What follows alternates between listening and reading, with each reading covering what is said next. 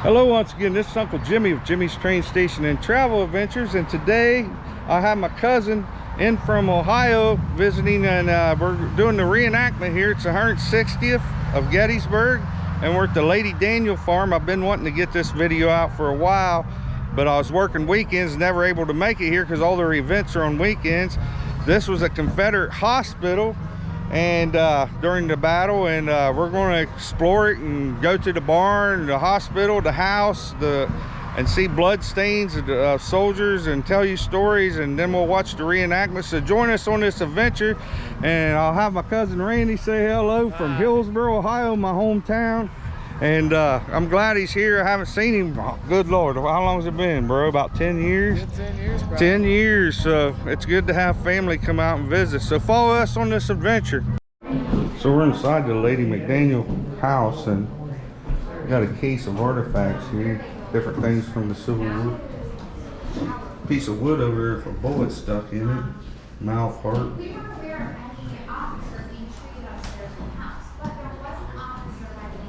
So we'll make our way through the house. I'll show you the original blood stain as we go on this adventure.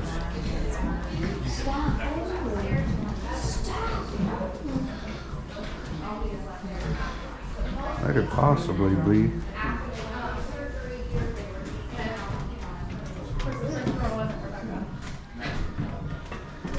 Something like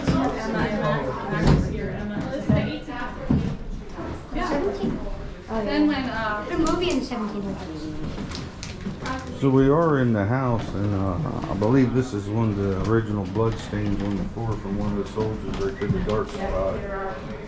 Certified blood stains. And the story goes, I'm not sure if this is the stain or the other one, but there was a sergeant here that was gut shot and lingered for 3 days in pain, and he finally shot himself with his own pistol to quit from suffering. That's it right there.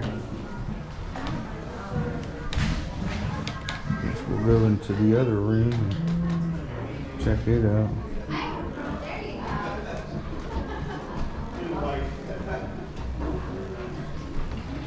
It's crazy how blood stains the floor like this. The room with the blood stains is this middle room right here. This room is the operating room.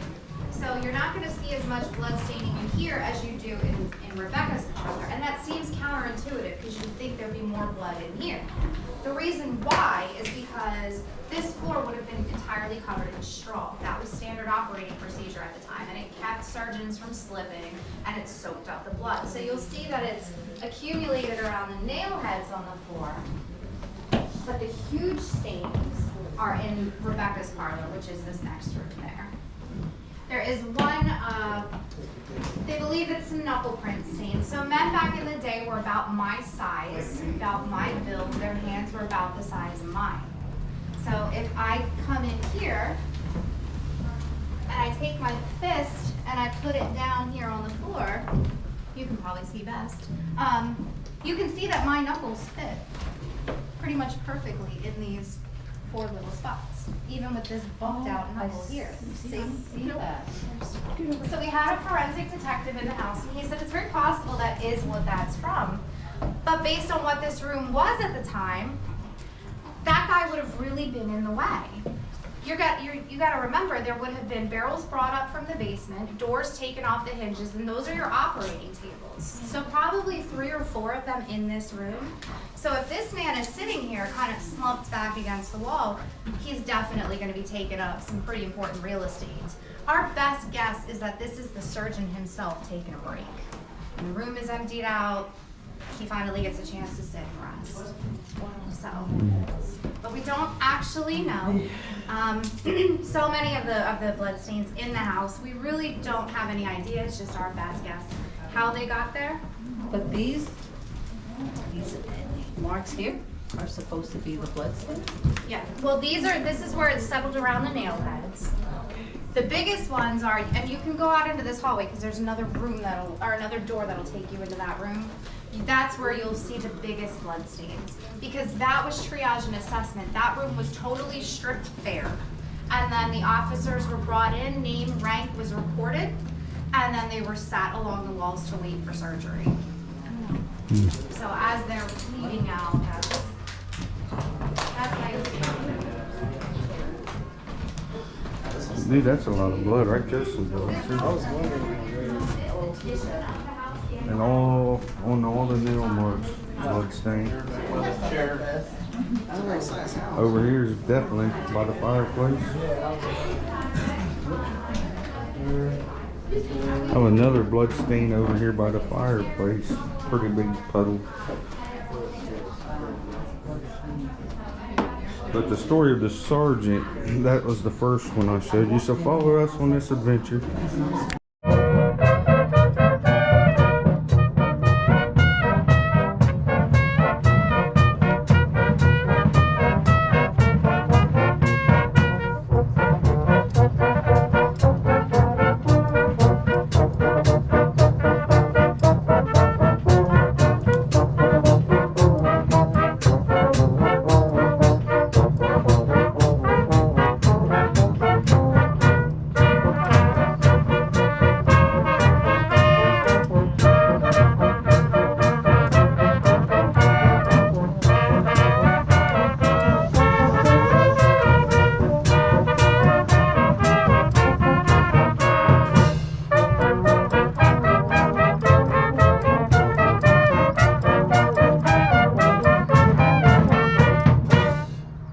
So we're going to show you a tent setup. This is one I had, me and my cousin.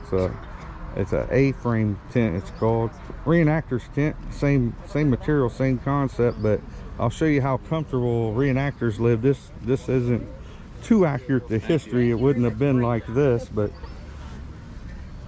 this is the way me and my cousin lived. We lived comfortable. Reenacted, didn't we? A couple of airbags. Yeah, airbags covered up with blankets. Yeah, but Cots. yeah, cots. We had a cooler hidden under. Yep. A little bit of everything, but in true life, I would have just been straw on the ground and your blanket and maybe your knapsack or a blanket roll for a pillow, and that's it. And you might have had 4 or 5 guys in there laying all there like together like Lincoln logs,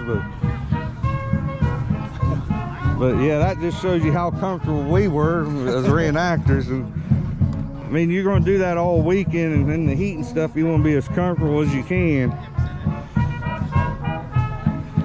Just getting some of the sights and sounds in as we walk around and look at some of the settlers.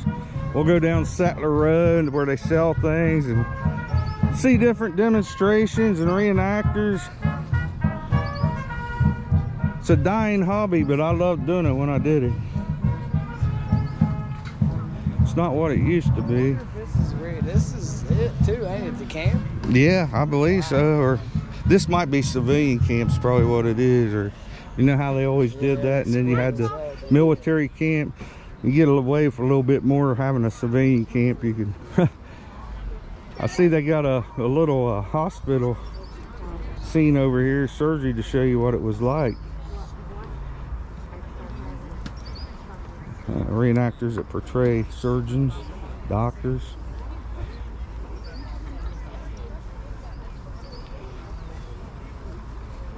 Give you an idea what it was like.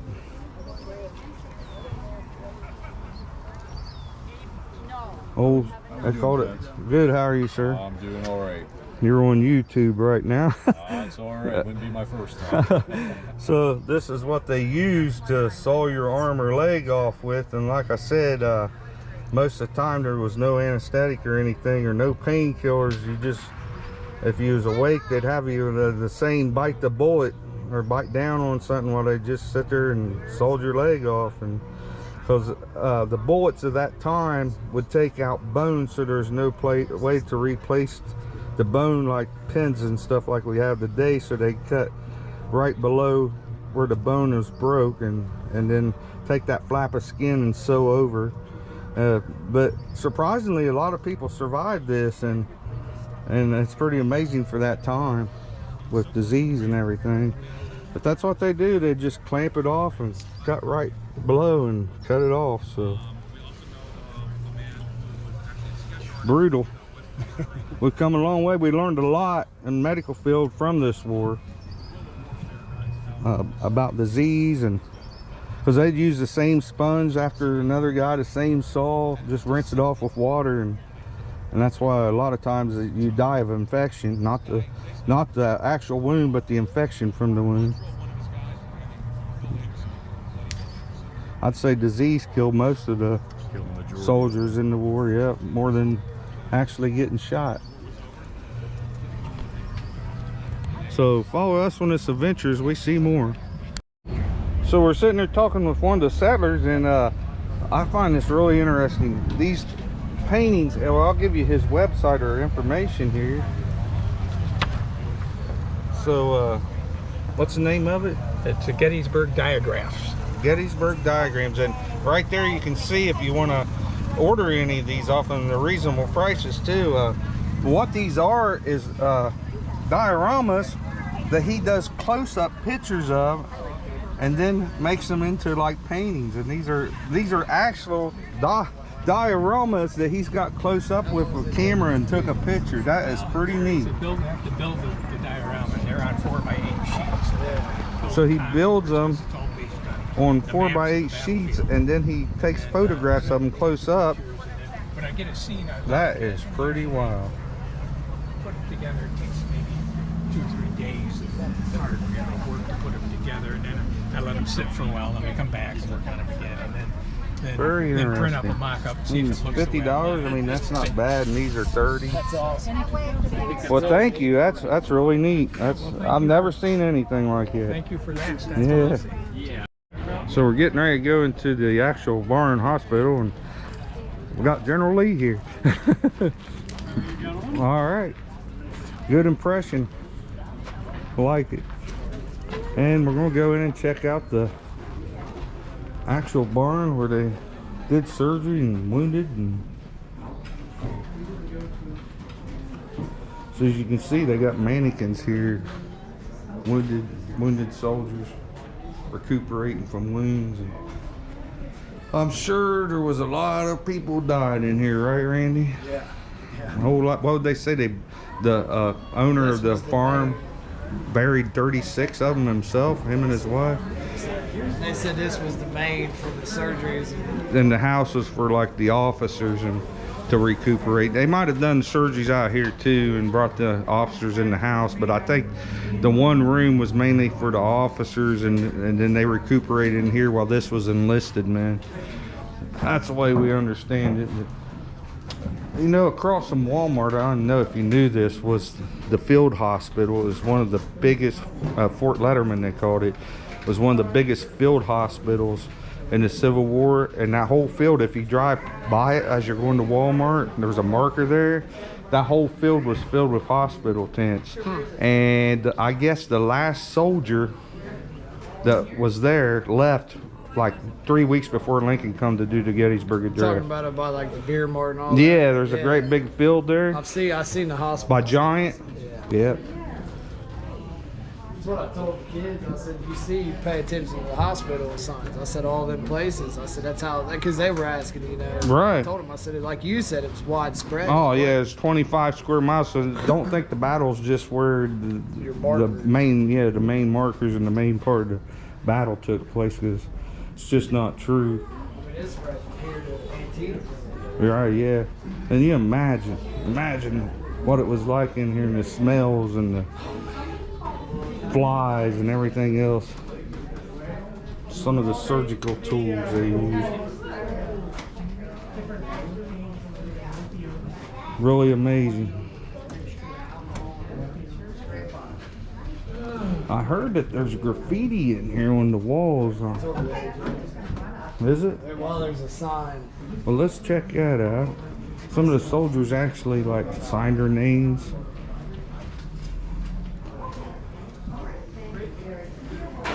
Some of it might be really hard to see. It says Civil War barn graffiti. Shows what it looks like.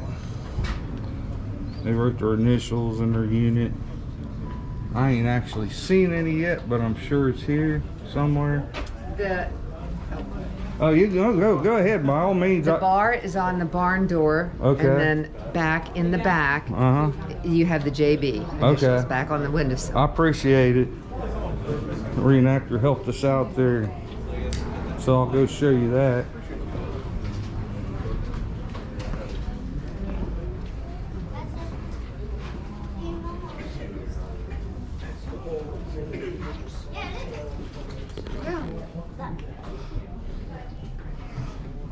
I guess the guy kept his finger as a souvenir. I don't know. You gotta make a joke about it, you know? Make it out of a bad situation. Now, let's see if we can find this. I'm looking for it. I am in the bottom of the bar.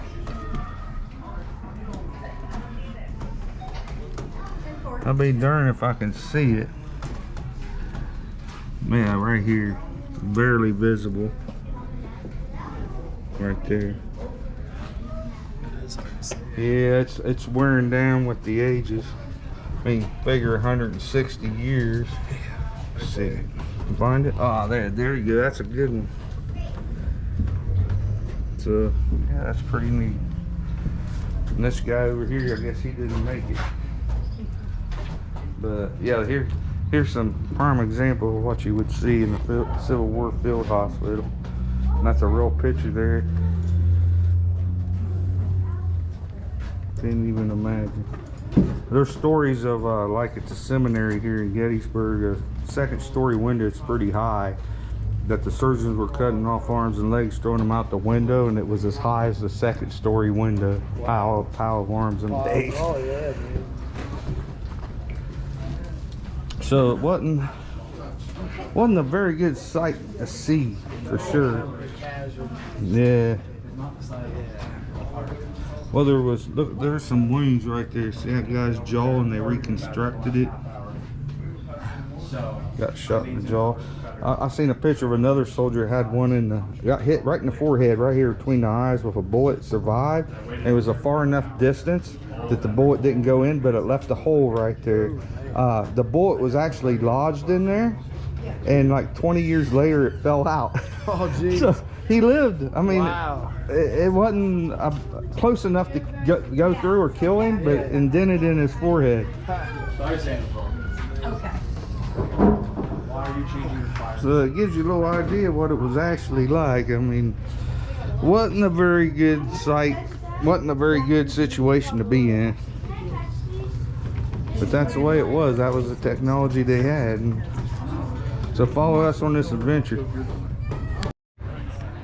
Is this bringing back any memories to you, Randy? It is, buddy. It is. So we're in the Union camp, just looking around, the reenactors and all the tents and the stacked arms and the campfire and the smell of the wood. It's bringing back some memories. I miss it. Our unit, 73rd Ohio Company B. Tony Lytle was our captain, and Brandon was our lieutenant. My friend Brandon's passed since, and it just wouldn't be the same without Brandon anyway. I wouldn't want to do it without him.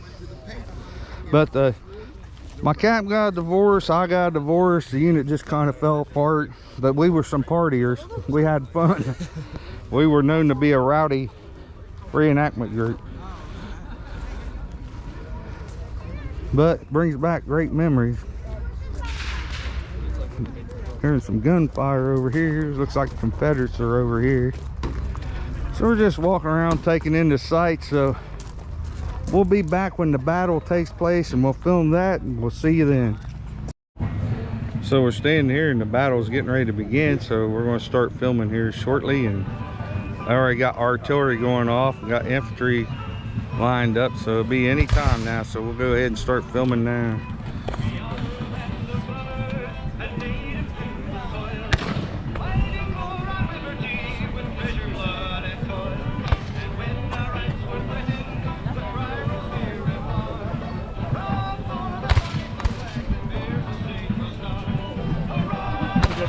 There comes General Buford coming on to the battlefield, right there in the front.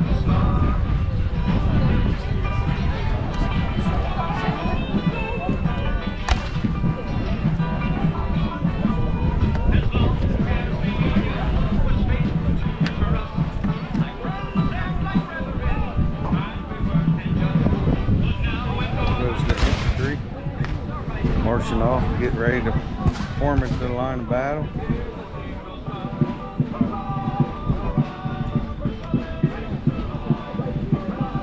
Be some action going on here soon. So sit back and enjoy the 160th anniversary Battle of Gettysburg here at the Lady Daniel Farm.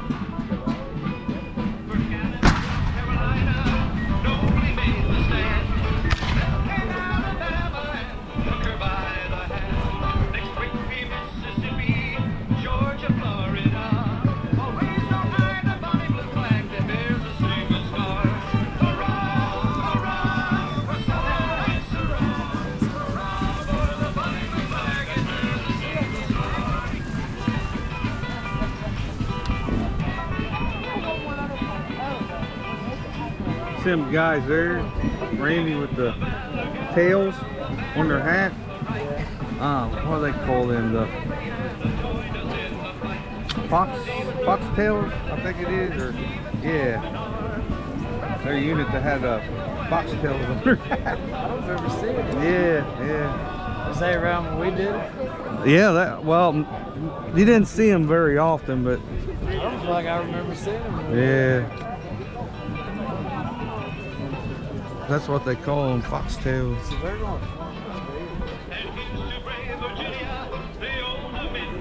Weird field where they got it set up. Right. So as soon as the battle starts, we'll go ahead and start filming. So follow us on this adventure.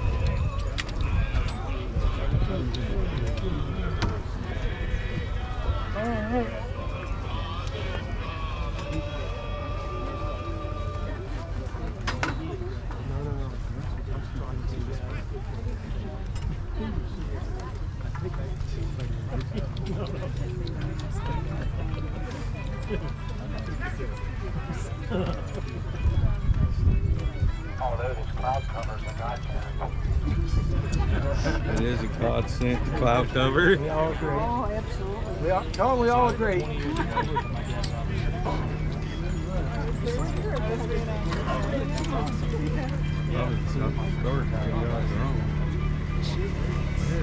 Right up here. I just hate filming a whole bunch when there's nothing. It's smoking.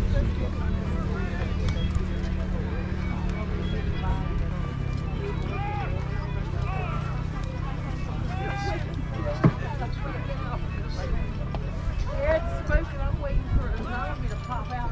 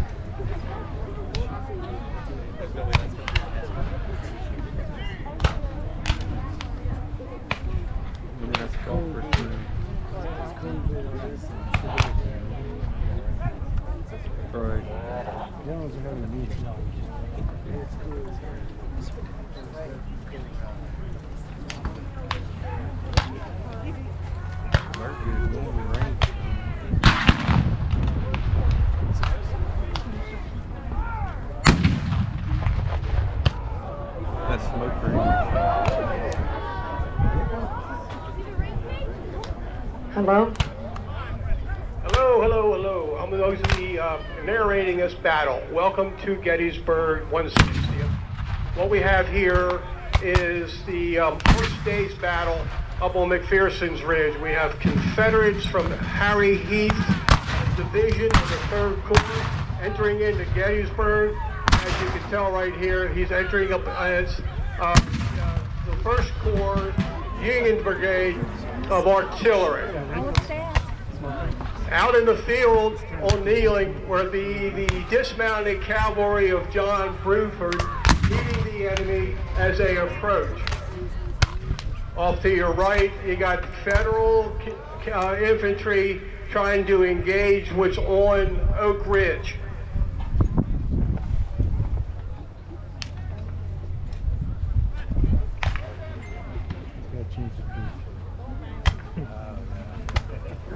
As the Confederates approached the town of Gettysburg, they were assured that there was only Federal militia in town, and they were right surprised to find not only cavalry but infantry as well.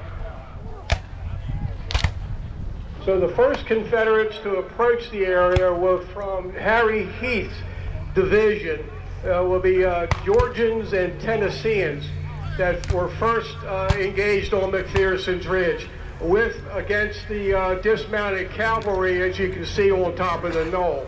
And as they fell back, the Federal infantry engaged the Confederate infantry.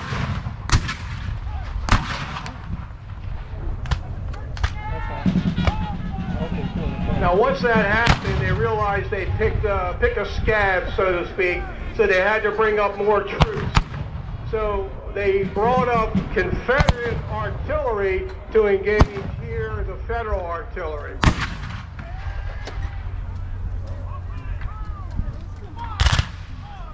The Union cavalry was first on the field, but they dismounted and fought as infantry, as you can tell on top of the knoll there.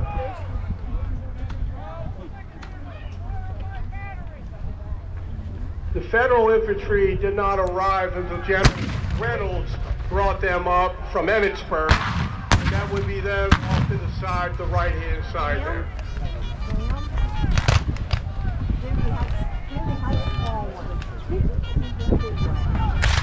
Thank you.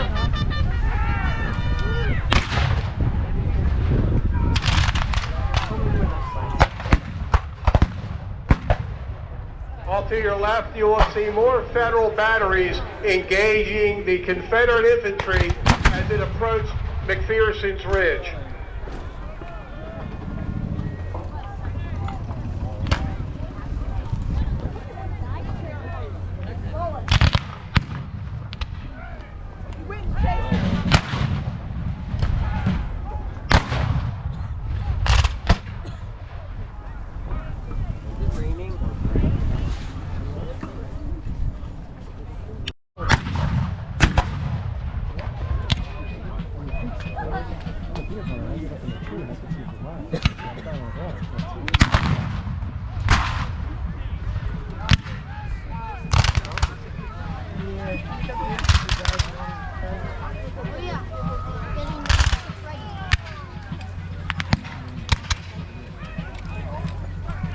Far off to your right, you will see Confederate infantry moving across McPherson's Ridge to engage the Federal infantry. General John Reynolds' men, 1st Corps.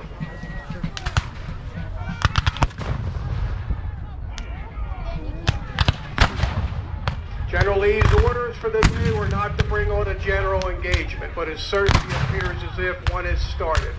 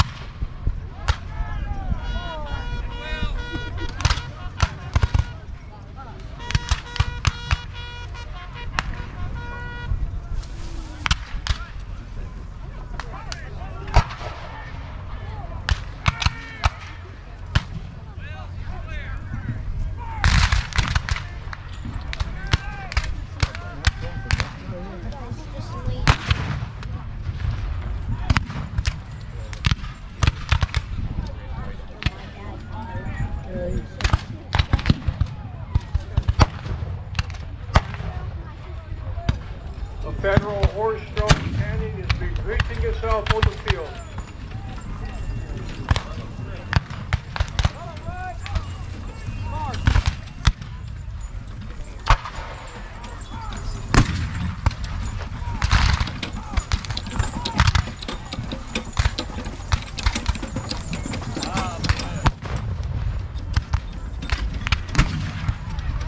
These dudes can't hear me, actually.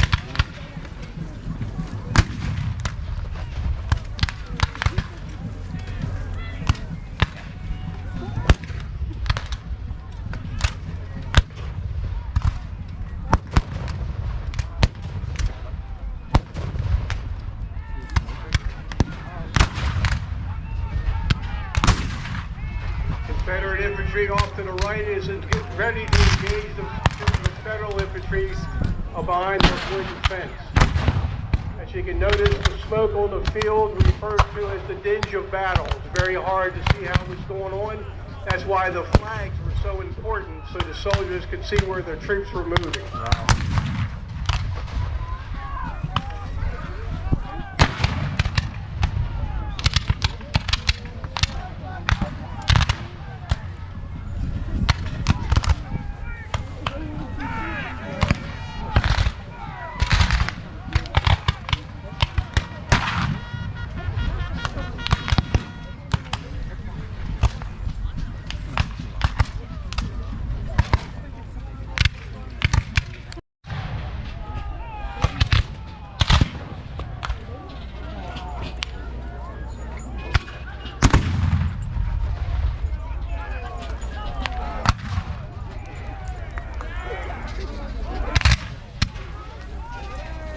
The Union 1st Corps was supported by the Union 11th Corps off to its right on a place called Blocker's Knoll. Federal batteries being repositioned.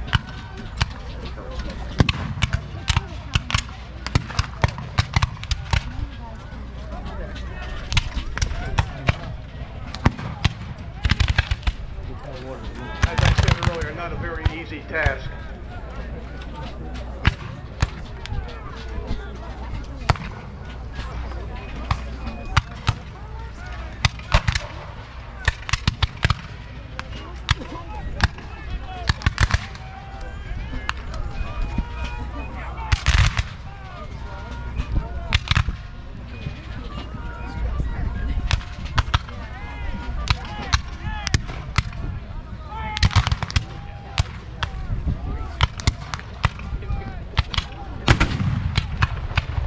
Simultaneously, very well done.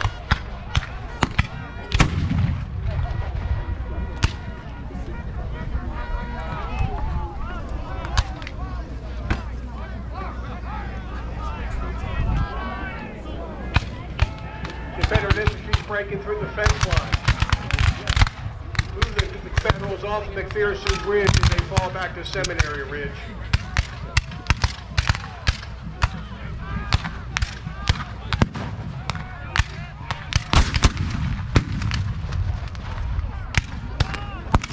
Troops from the Iron Brigade.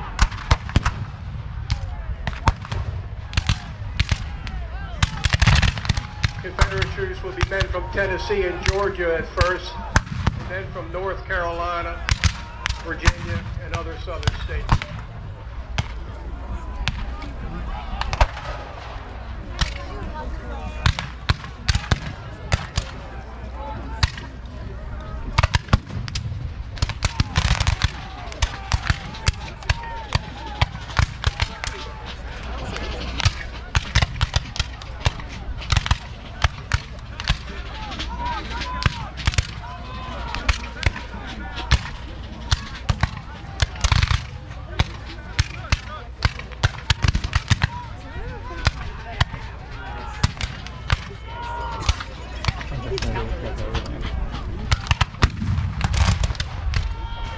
More Confederate infantry falls into line.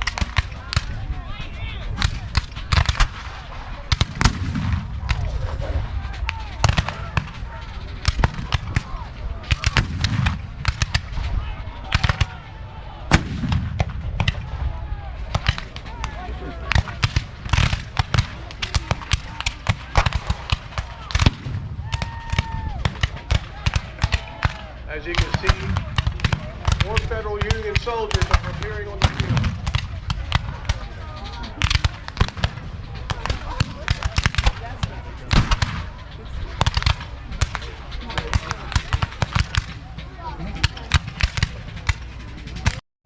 Well, I hope you enjoyed this week's vlog. Me and my cousin Randy, and we enjoyed the battle. Brought back a lot of memories we used to reenact in 73rd Ohio. Had a good time, bring back memories, talking about old times with 73rd Ohio. And if you're watching this, please subscribe to my channel, give it a thumbs up. Feel free to leave comments, suggestions of other things you'd like to see in the future. Till then, go out and have your own adventures and enjoy life.